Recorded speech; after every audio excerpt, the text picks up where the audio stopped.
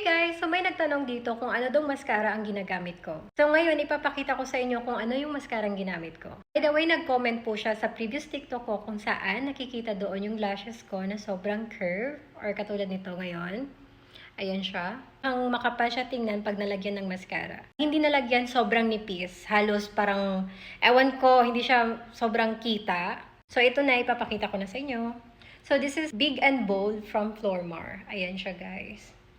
So, ina-apply ko siya parang 3 times or 4 times. Pag binabrush ko siya, para magmukhang makapal or yung volume na volume yung lashes ko. So, ipapakita ko sa inyo malapitan. Ayan, pag nag-side view. Kabila din.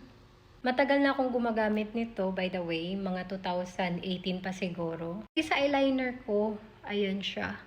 Waterproof lagi yung ginagamit ko na eyeliner at saka mascara. Para pag umiyak ka or mabasa ka ng tubig, charis.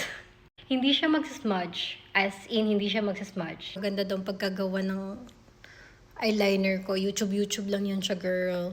But if you want me to make a video, hoy, charis. Pwede rin naman mag-ano ako, tutorial. Hoy.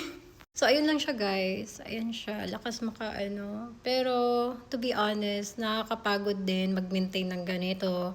Kaya nga, nagpatattoo ako ng eyeliner. Ayan siya. Actually, 2 years na to siya. Kailangan ng retouch kay Ate Betty. Yun lang siya, guys. So, may time akong sumagot ngayon. Huy!